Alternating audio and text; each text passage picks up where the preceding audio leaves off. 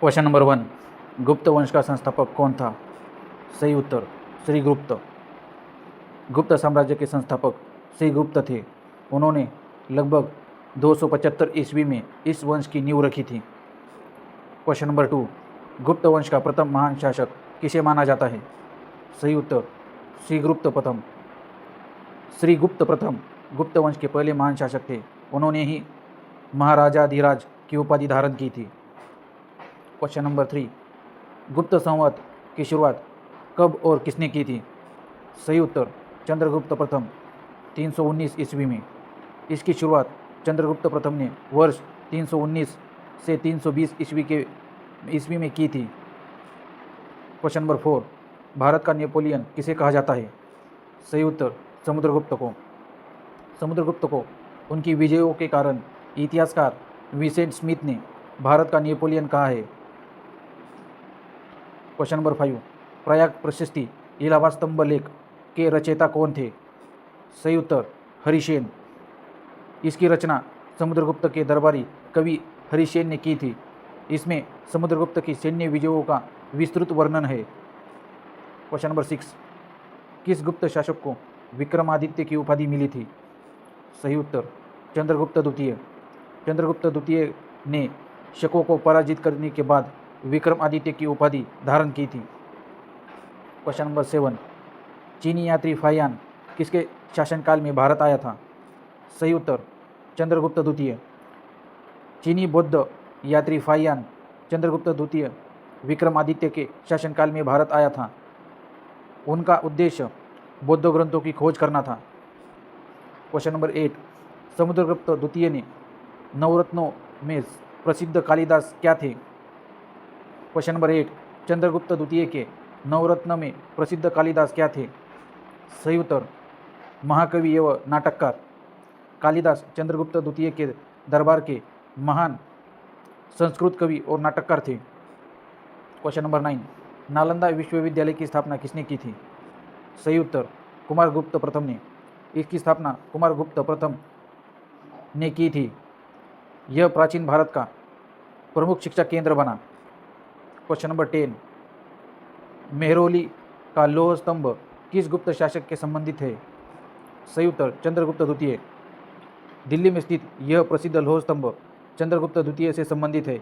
इसकी विशेषता है कि इस पर आज तक जंग नहीं लगा। क्वेश्चन नंबर 11, हुनों का आक्रमण किसके शासनकाल में शुरू हुआ था? सही उत्तर कुमारगुप्त प्रथम। हुनों का पहला आक्रमण कुमारगुप्त प्रथम के शासनकाल के अंतिम वर्ष में हुआ था। इसे स्कंदगुप्त ने सफलतापूर्वक विफल किया था। क्वेश्चन नंबर 12, गुप्त वंश का अंतिम महान सम्राट कौन था?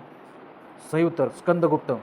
स्कंदगुप्त गुप्त वंश के अंतिम शक्तिशाली और महान सम्राट थे। उन्होंने हुनों को बुरी तरह से पराजित किया था।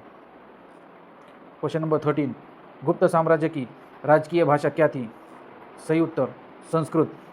गुप्त काल में संस्कृत को राजकीय भाषा का दर्जा प्राप्त था। इस काल में संस्कृत साहित्य का सुवर्ण युग देखा गया। क्वेश्चन नंबर 14, अजंता की गुफाओं में से अधिकांश का निर्माण किस काल में हुआ था? सही उत्तर गुप्त काल में। अजंता की अधिकांश गुफाओं का निर्माण और चित्रकारी गुप्त काल के दौरान हुई। ये बौद्ध कला का उत्कृष्ट उदाहरण है। क्वेश्चन नंबर 15, आर्यभट्ट किस काल के प्रसिद्ध गणितज्ञ एवं खगोलशास्त्री थे? सही उत्तर गुप्त काल। महान गणितज्ञ आर्यभट्ट गुप्त काल से संबंधित थे। उन्होंने ही शून्य और पृथ्वी के अपनी धुरी पर घूमने का सिद्धांत दिया था। क्वेश्चन नंबर 16, बृहद संहिता के रचयिता वहारमिहिर किसके समकालीन थे? सही उत्तर चंद्रगुप्त द्वितीय। प्रसिद्ध खगोलशास्त्री वहारमिहिर चंद्रगुप्त द्वितीय के दरबार के नवरत्नों में शामिल थे। उन्होंने ज्योतिष्य और खगोलीय विज्ञान पर ग्रंथ लिखे। क्वेश्चन नंबर 17, गुप्त काल में सुवर्ण सिक्कों को क्या कहा जाता था? सही उत्तर दिनार। गुप्त काल में जारी किए जाने वाले सुवर्ण सिक्कों को दिनार कहा जाता था। चांदी के सिक्कों को रूपक कहते थे। क्वेश्चन नंबर 18, धन्वंतरी प्रसिद्ध चिकित्सक किसके दरबार में थे? सही उत्तर चंद्रगुप्त द्वितीय। आचार्य धन्वंतरी आयुर्वेद के महान ज्ञाता धन्वंतरी चंद्रगुप्त द्वितीय के नवरत्नों में से एक थे। उन्हें चिकित्सा विज्ञान का प्रणेता माना जाता है। क्वेश्चन नंबर 19, गुप्त साम्राज्य का पतन का मुख्य कारण क्या था? सही उत्तर हुनों के लगातार आक्रमण। गुप्त साम्राज्य के पतन का सबसे प्रमुख कारण हुनों के लगातार आक्रमण थे। इससे साम्राज्य की सैन्य शक्ति कमजोर हो गई। क्वेश्चन नंबर 20, किस गुप्त शासक ने स्वयं को लिच्छवी द्रोहित कहा था? सही उत्तर चंद्रगुप्त सही उत्तर समुद्रगुप्त ने। समुद्रगुप्त की माता कुमारी देवी लिच्छवी गणराज्य की राजकुमारी थी, इसीलिए वे स्वयं को लिच्छवी का द्रोहित नाती कहते थे। क्वेश्चन नंबर 21, गुप्त काल के दौरान भू राजस्व की दर क्या थी? सही उत्तर कुल उपज का 1/6 भाग। गुप्त काल में सामान्यतः उपज का 1/6 भाग कर लगान के रूप में लिया जाता था। इसे भाग या भोग कहा जाता था। क्वेश्चन नंबर 22, मंदिर निर्माण की कला का जन्म मुख्य रूप से किस काल में हुआ? सही उत्तर गुप्त काल। भारतीय इतिहास में पक्के मंदिरों का निर्माण की शुरुआत गुप्त काल में ही मानी जाती है। इसे भारतीय वास्तुकला का सुवर्ण काल भी कहा जाता है। क्वेश्चन नंबर 23, कालिदास की प्रसिद्ध रचना अभिज्ञान शाकुंतलम का अंग्रेजी अनुवाद किसने किया था? सही उत्तर विलियम जोन्स ने। इस महान नाटक का अंग्रेजी अनुवाद विलियम जोन ने 1779 में किया था। यह गुप्त साहित्य की अमृत कृति है। क्वेश्चन नंबर 24, गुप्त काल में सर्वोच्च न्यायिक अधिकारी कौन था? सही उत्तर राजा। गुप्त शासन व्यवस्था में न्याय का सर्वोच्च अधिकारी स्वयं राजा होता था। नीचे के स्तर पर महादंड नायक न्यायाधीश होते थे। क्वेश्चन नंबर 25, अमर सिंह द्वारा रचित अमरकोश किस क्षेत्र से संबंधित है? सही उत्तर संस्कृत शब्दकोश। अमरकोश संस्कृत व्याकरण और शब्दकोश का प्रसिद्ध ग्रंथ है। इसके रचयिता अमर सिंह चंद्रगुप्त द्वितीय के नवरत्न थे। क्वेश्चन नंबर 26, दशावतार मंदिर देवगढ़ किस काल की उत्कृष्ट वास्तुकला है?